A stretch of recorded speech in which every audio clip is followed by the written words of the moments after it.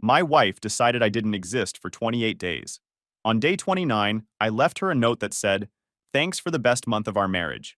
She thought she won until she opened the envelope beside it and found divorce papers. Hey Reddit, so I, 29 male, just went through probably the weirdest month of my marriage. Imagine your wife deciding she's not going to speak to you, like full-on silent treatment, for almost a month straight. At first, I thought it was petty. Then I realized it was the best peace and clarity I'd had in years. And let's just say by the end of it, I didn't react the way she expected. It all started on a random Tuesday night. I remember because I had just gotten off work, dead tired, thinking about leftover tacos I was going to nuke in the microwave. I walk through the door, drop my keys on the counter, and the first thing I notice? Dead silence. Not the peaceful kind either. This was heavy, like when you know someone's mad, but they want you to do the work of figuring out why. She's at the kitchen table, scrolling her phone, pretending I don't exist. I toss out the classic, "Hey, how was your day?" Nothing. Not even a glance. I ask again, "Everything good?" Still nothing. She gets up, walks right past me like I'm a lamp in the corner, and stomps upstairs. Door slam. Real dramatic. Here's the backstory. The night before, we had what I thought was a normal conversation about house chores. She was whining about doing laundry all the time. Keep in mind, I handle the yard, the car, most of the bills, and anything that breaks around here. I just said maybe we could split stuff more evenly, since I already carry most of the load. That was apparently the end of the world. She huffed, got moody, and now, welcome to day one of the silent treatment Olympics. At first, I figured maybe she needed to cool off. But when the next morning came around, she made herself breakfast, plated it real nice, and then left my coffee mug sitting empty on the counter like I didn't exist. That's when I knew this wasn't just a one-night sulk. This was a thing. Day two, she really started putting her heart into it. She did her laundry but left mine in the hamper, even though we've always tossed everything in together. She microwaved a single frozen dinner for herself and sat at the table eating it while scrolling TikTok. No offer for me, no, "Hey, do you want something too?" Just loud chewing and louder silence. And the funny thing? She was only silent with me. The phone rings. Boom, she's laughing, talking a mile a minute with her mom about some show they both watch. Hangs up. Straight back to treating me like wallpaper. That's when it clicked. This wasn't hurt feelings. This was strategy. A power play. She wanted me to beg, to crawl back saying I was sorry for daring to suggest she pitch in a little more. She thought she had me cornered. And to be honest, it wasn't that surprising. Looking back, there were a million little red flags that pointed to this exact type of behavior. Like when I bought a new drone lens last year. I was hyped because it was on sale, and I'd been saving for it. Her reaction? "You're wasting money on toys again? Don't you think about our future?" Meanwhile, 2 days later, she ordered 3 pairs of boots online because a girl can never have too many options. She's always had this delusional way of thinking everything is about her comfort and image. If I suggested watching a game, she'd roll her eyes and say, "Why do you watch people chase balls around like a caveman?" If I left my laptop on the coffee table, she'd act like I dumped trash in the living room. And God forbid I made dinner. She'd critique the plating like Gordon Ramsay was about to walk in. So yeah, when she decided to punish me with silence, it wasn't shocking. What shocked me was how committed she was. Day 3, she walked right past me while I was eating breakfast and literally sighed like I was inconveniencing her by existing. I almost laughed. By the end of that week, her routine was down to a science. Smile and chatter on the phone with anyone else. Act like I was invisible the second she hung up. Do her chores, leave mine. Walk heavy-footed around the house like some ghost haunting me. The funniest part? She made it so obvious she wanted me to crack. I'd catch her hovering in the doorway, waiting for me to say something. Once, I swear she even cleared her throat real loud like, "Hey, look at me. Ask me what's wrong." I just sipped my coffee and kept reading. But inside, I was already piecing it together. This wasn't about laundry. It wasn't even about chores. This was about control. She was trying to use silence like a weapon. Starve me of attention until I bent to her will. And that's when I made a choice. If this was her game, fine. I'd play. But I wasn't going to play the way she expected. She wanted me crawling back, begging her to stop acting like a moody teenager. Instead, I sat back and let her throw her tantrum while I enjoyed something I hadn't felt in a long time. Quiet. It was actually kind of funny how fast the house changed. Normally, when I walked in after work, she'd immediately start nitpicking. "Why are you tracking dirt in? You left the mail on the counter too long. You're not seriously eating that junk for dinner, are you?" Now? Silence. She wasn't nagging. She wasn't throwing complaints. She was just gone. like I was living alone, except my groceries disappeared faster. It was the same routine every day after that. Slam doors, stomp around, slam drawers, bang dishes. It was like living with a poltergeist that wanted attention. If she'd been aiming for scary, she missed the mark by a mile. It just looked childish. At one point, she came into the living room while I was playing a game on my console. She stood directly in my line of sight like a human statue. Normally, I'd pause out of basic courtesy. This time, I leaned a little to the side and kept playing. Didn't say a word. After 30 seconds, she huffed, stomped away, and made sure to shut the door upstairs so hard the frame rattled. My sarcastic thought was, wow, must be cardio day. She's really getting those steps in. By day 6, she must have realized ignoring me wasn't working, so she cranked up the drama. She walked through the kitchen, opened the fridge, slammed it shut, opened it again, and slammed it twice as hard. Then she dropped a pan into the sink loud enough to wake the dead. I just raised the volume on the TV and muttered, man, the sound effects in this game are so realistic. And here's the funny thing. Later that night, I'm on the couch scrolling through my phone, and I hear her upstairs pacing while on a call with one of her friends. Her voice carried through the thin walls. He's being so stubborn. He's supposed to fix this. He's not even trying. Why are men so cruel like this? She sounded frustrated, almost desperate. I sat there grinning because she basically admitted her whole plan out loud. This wasn't about being hurt. This was her trying to force me into groveling. The truth is, the more she tried to break me, the freer I felt. I could watch whatever I wanted, eat what I wanted, leave a glass on the counter without hearing a lecture. It was like living in a bachelor pad again, minus the posters and instant noodles. Her biggest mistake was not realizing I'm not the kind of guy who needs constant chatter to feel secure. She thought silence would rattle me. Instead, it gave me space, and the space felt good. By the end of the week, I was actually looking forward to coming home. No nagging about dishes, no critiques about how I folded laundry wrong, just me, the TV, and the sound of her stomping upstairs like a toddler in timeout. But the highlight came on day 7. I was sitting on the couch watching highlights from last night's game. She came down, stopped behind the couch, and cleared her throat loud enough to echo. I didn't turn around. She cleared it again, louder. I grabbed the remote, raised the volume, and said, "Man, the refs must be blind." After a solid minute, she walked around the living room like she was rehearsing for a marching band, then stormed back upstairs and slammed the door so hard a picture frame tilted on the wall. I set the remote down and actually laughed. Out loud. Not even a sarcastic chuckle, like a real laugh. Because it hit me. She was doing everything in her power to get me to react, and I just didn't care. That's when it really sank in. The silent treatment wasn't about her being hurt. It wasn't even about chores. It was about control. And she was losing it. Every stomp, every slam door, every dramatic sigh was proof she hated that I wasn't cracking. So yeah, maybe the first couple days I was a little annoyed. But by the end of week 1, I realized I wasn't annoyed anymore. I was entertained. Watching her stomp around like a cartoon character while I enjoyed a game in peace, honestly, it was the most relaxed I'd felt in months. And if she wanted to keep this up, fine by me. Because now I knew I wasn't losing in her little game. I was winning without even trying. After a full week of her stomping and slamming, I figured if she was going to keep pretending I didn't exist, I might as well use that time for something I actually enjoyed. That's when I remembered the gear collecting dust in the back of the closet. My drones. Before I got married, that was my thing.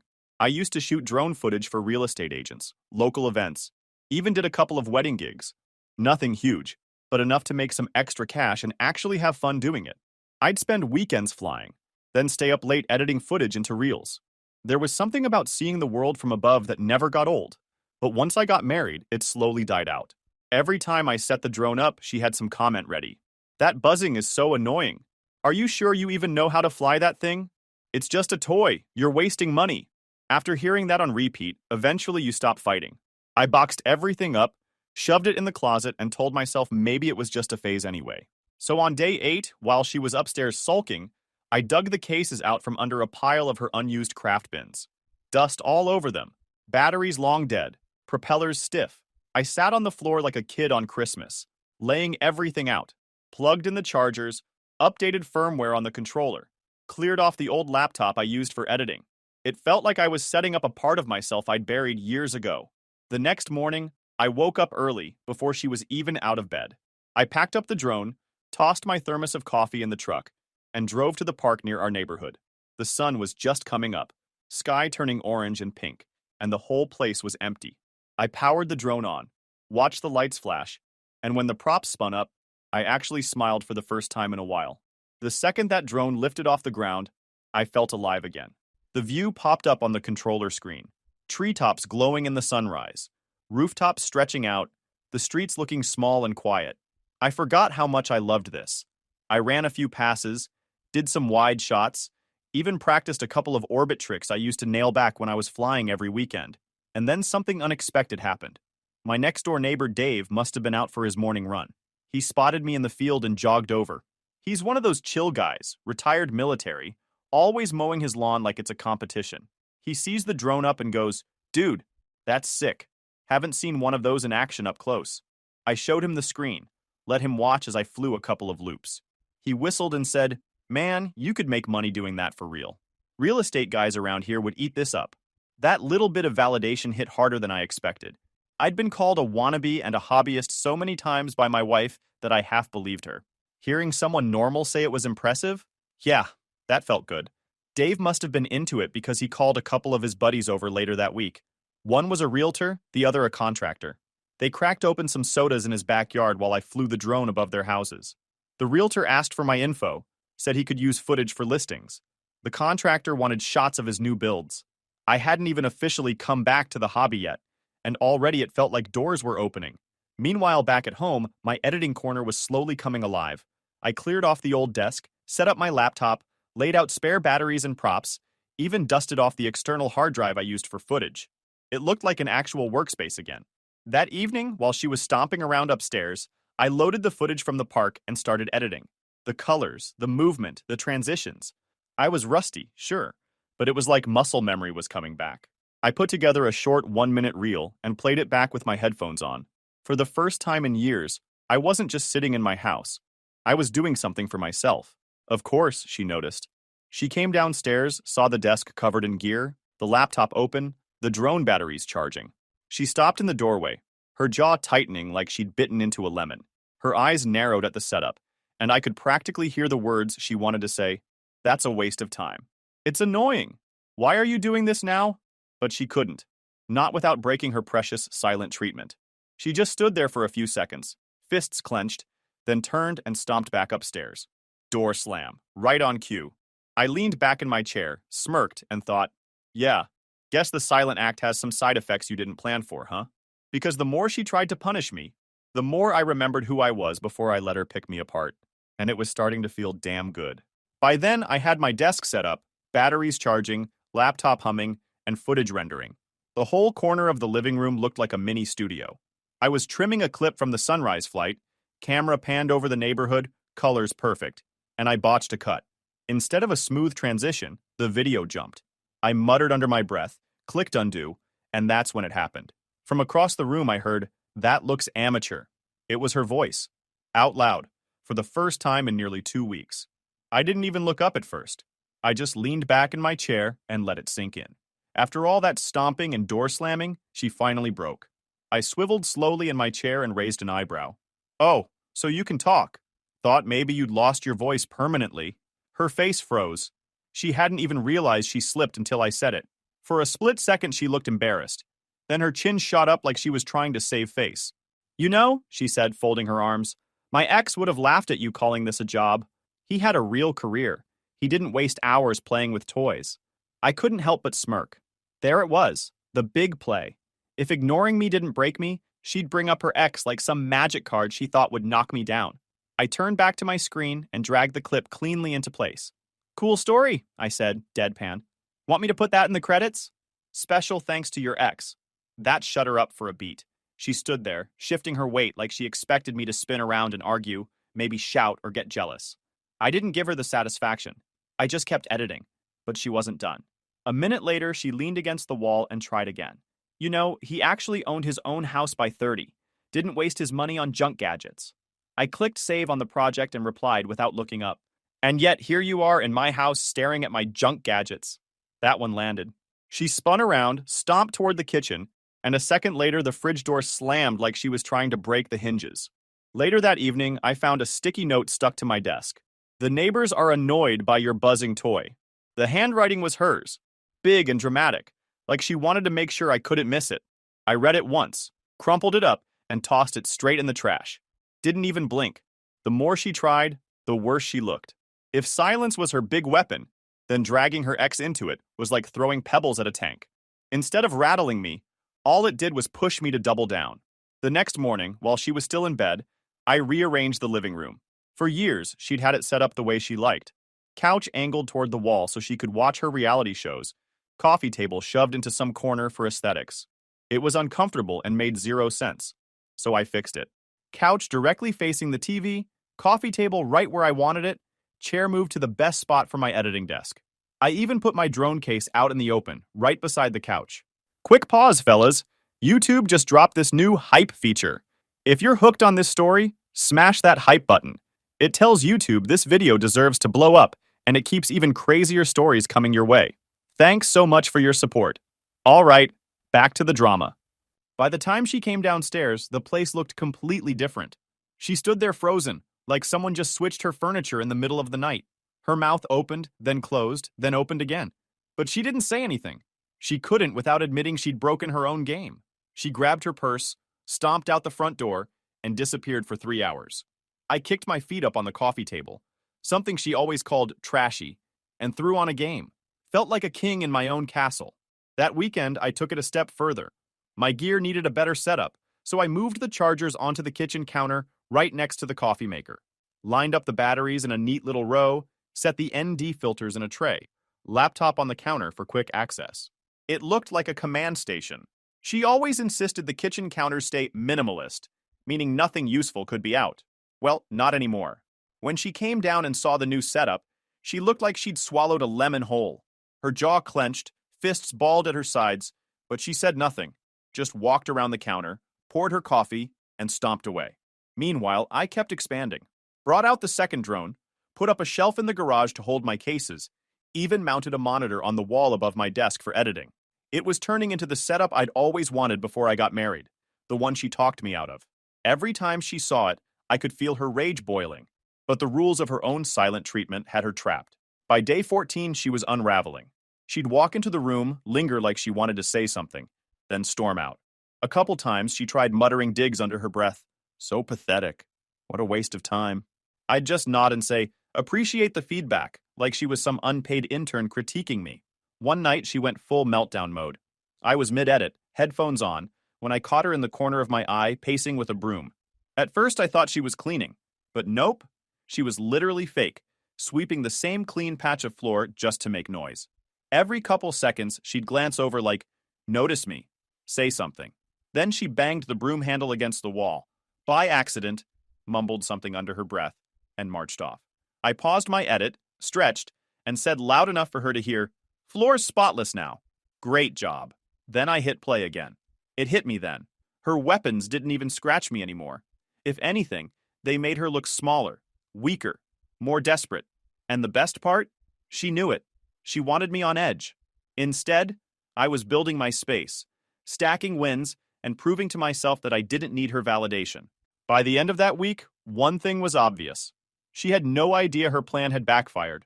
She thought she was teaching me a lesson, but all she was doing was reminding me what life could be like without her in control. And man, the more I saw it, the more I liked it. That's when her strategy changed. Up until now, it had been stomping, slamming, and muttering. Child stuff. But by week 3, she must have realized it wasn't working. So she started playing dirtier. First sign was when I went to grab my drone batteries.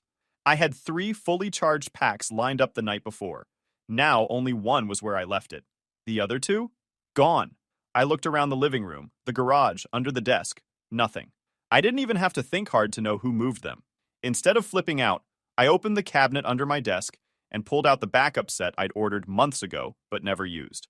Slid them into the charger, whistled a tune, and kept editing.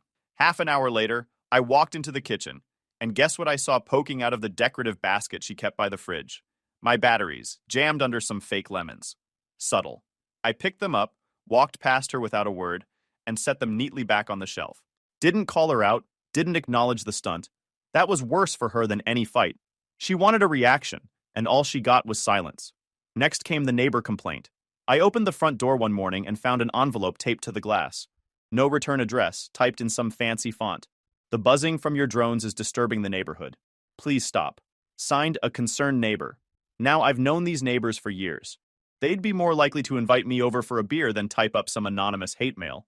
The wording even sounded like her, dramatic and stiff. I actually laughed out loud. Took the paper inside, grabbed a thick black marker, and wrote across it. Nice try. Then I stuck it to the fridge where she couldn't miss it. She walked by an hour later, spotted it, and froze. I sipped my coffee like nothing happened. That jaw clench told me everything. But the saddest attempt came a few days later. She comes downstairs all dressed up. Makeup, heels, hair done like she's heading to some gala. I glance up once from my desk. She lingers in the doorway, clearly waiting for me to compliment her. Normally, I'd throw her something just to avoid a fight. This time, I tilted my head and asked, "You going somewhere?" "Don't wait up." Then went right back to color, grading a clip. She stood there, stunned, then spun on her heel and stormed back upstairs. No slamming this time, just silence. The kind of silence that screamed humiliation. Meanwhile, I kept winning. I built out my drone setup into a proper station in the garage, installed a shelf for gear, mounted a monitor on the wall, even marked out a flight practice board where I could plan new maneuvers. It looked legit, the kind of setup I'd wanted years ago before she called it clutter. One night, after finishing edits, I uploaded a reel online. Just a 1-minute cut of sunrise shots and a wide pass over the park. I didn't think much of it. But by the next morning, I had a dozen comments from randoms. "This looks incredible. How did you get that orbit so smooth? Dude, you've got talent." I leaned back in my chair, grinning. Strangers on the internet were hyping me up more than my wife had in our entire marriage. My man moment right there. That same day, I overheard her upstairs on the phone. She must have thought I wasn't around. "I don't know what to do," she hissed. "He's acting like he doesn't even need me. He's supposed to fix this. He's supposed to apologize. Instead, he's just happier." Her voice cracked. "It's like he's better off without me." She was right. I stood in the garage, holding a sanding block from an unfinished shelf I was working on, and it hit me like a clean drone shot from above. This was never about chores or laundry. It was about control. She didn't care about fairness, didn't care about connection. She cared about keeping me in line. And here I was, finally living like myself, not flinching at her moods, not asking for her approval, and she couldn't stand it. Later that evening, she tried one last jab. I was tightening bolts on the drone case when she muttered, "At least my ex would have fixed the fence by now." I didn't even look up. "Perfect," I said. "Call him. Tell him to bring his own hammer." Then I snapped the case shut and went back to work. That was the moment I knew.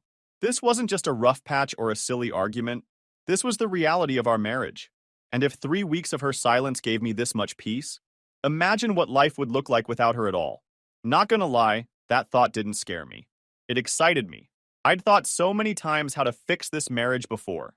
Every fight, every critique, every silent glare, I'd rack my brain trying to figure out what to say, what to change, what to sacrifice. And for what? To keep her from sulking or throwing a tantrum. The past few weeks proved the truth. The marriage wasn't broken. It was rotten, and I wasn't going to duct tape it anymore. But here's the thing. I wasn't about to just walk out yelling divorce. That's her playbook. Drama, chaos, victim act. I wanted my exit clean, sharp, undeniable. Something she couldn't spin into, he blindsided me.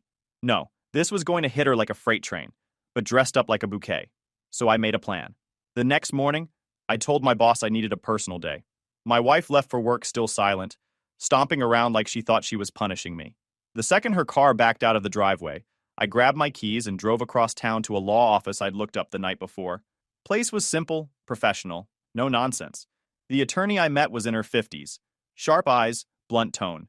The kind of woman who looked like she could gut a liar in a courtroom without breaking a sweat. She sat across from me, hands folded. "So, what brings you in today?" I laid it all out. The silent treatment marathon.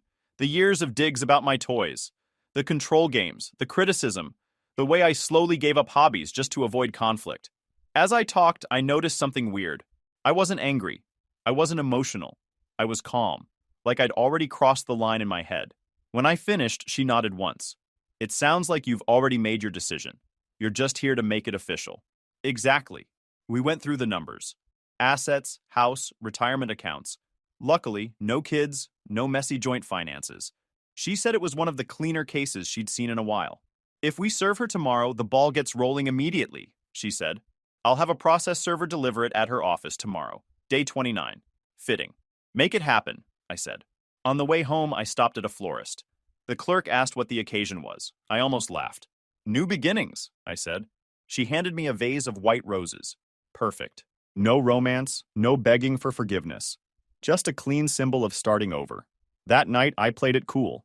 Cooked dinner, edited footage, even left my drone batteries charging on the counter like normal. If she thought I was plotting something, she didn't show it. She floated around upstairs, still in her self-imposed vow of silence, probably convinced I was on the verge of cracking. Meanwhile, I sat at my desk drafting notes. The first one took me a while. Had to hit the right balance. Confusing enough to make her stop and think, smug enough to sting when the truth hit. After a few scribbles, I nailed it. Thanks for making this our best month together. Short, polite, ambiguous enough that she'd think she won. The second note was easier. Now let's turn it into the best year I've ever had. I clipped that one to the divorce papers. No room for interpretation. I placed both notes side by side on the desk. For years, I'd been the guy second-guessing every word I said around her. Now, for the first time, I felt certain. That night, while she slept upstairs, I sat in the living room, drone case by my chair, roses in a bucket of water by the table. The glow of my editing monitor lit the room. It was quiet, but not the kind of silence she tried to weaponize. This was peace, the kind I hadn't had since before I said, I do. Day 29 came like any other morning. Except this time, I was up before dawn. Took the drone out for a quick flight, caught the skyline burning orange against the horizon. On the way back, I grabbed a coffee and thought, this is the last time I'll walk into this house as her husband in her mind. When I got home, I set the stage. Roses in the middle of the kitchen table, the first note tucked neatly under the vase. The divorce envelope on the counter by the coffee maker, clipped with the second note. Everything precise, deliberate. From her angle, it would look like I'd finally caved. Flowers, a sweet note, like I was thanking her for teaching me a lesson. She'd think she won, and then she'd open that envelope. I sat at the table sipping coffee, phone in hand, pretending to scroll headlines. My heart wasn't racing. No nerves, no doubt. Just calm. When she finally came downstairs, robe wrapped around her, she froze. Her eyes locked on the roses. For a moment, her face softened. She walked over, fingertips brushing the petals like she couldn't believe what she was seeing. She unfolded the first note. I watched her expression shift in real time. Confusion, smirk, satisfaction. She actually whispered, finally, under her breath, like she'd won a war. I nearly laughed into my mug. She had no idea the real hit was still waiting by the coffee maker, and I couldn't wait to see her face when she found it. She was still holding the first note, staring at it like it was some victory flag. Then she spotted the envelope by the coffee maker. The process server had already hit her office at 10 a.m. This was just my courtesy copy with the note clipped to it. Her eyes narrowed. She walked over, picked it up, and for a second she actually smiled, probably thinking it was another love letter, maybe an apology. Then she opened it. I'll never forget that moment. Her smile died instantly. Her eyes scanned the first page, then the second. She looked back at the first, like maybe she misread the header that said, Petition for Divorce. Her voice cracked. This isn't funny. I set my mug down, stood up slowly, and looked her dead in the eye. You're right. It's not funny. It's the most serious thing I've ever done. She clutched the papers like they might change if she held them tight enough. You can't be serious. Over one argument? Over me not talking for a few weeks? I shook my head. This isn't about one argument. It's about what those 28 days showed me.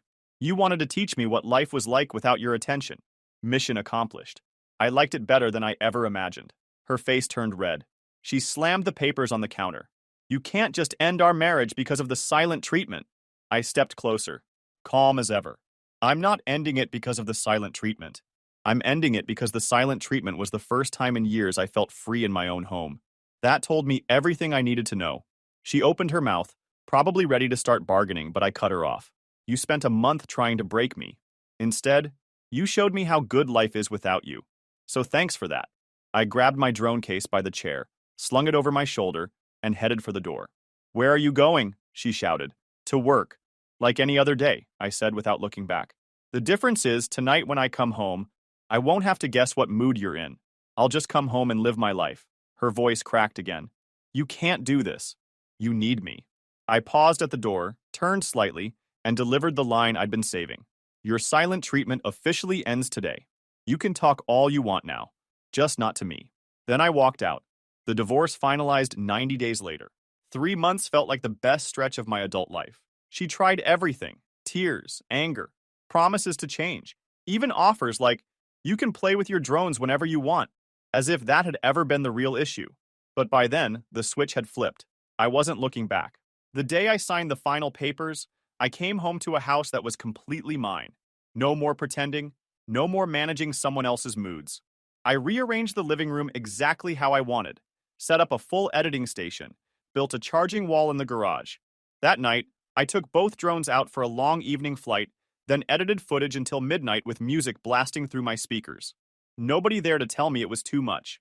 6 months later, I joined a local drone club. A realtor buddy I met through my neighbor started paying me for listings. A contractor asked me to film a project. What started as a hobby she called toys was turning into side income and connections. Every time I cashed a check, I thought about how she mocked me for wasting time.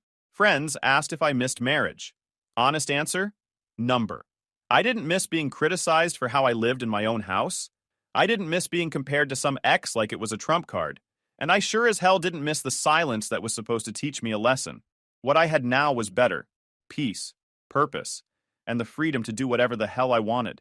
Looking back, her silent treatment was never a punishment. It was a gift. It reminded me who I was before I let her shrink me down to a version she could control. She wanted to break me. Instead, she built the man who walked out the door with a drone case on his shoulder and never looked back. And the last thing I ever said to her still stands: thanks for the lesson. It was exactly what I needed.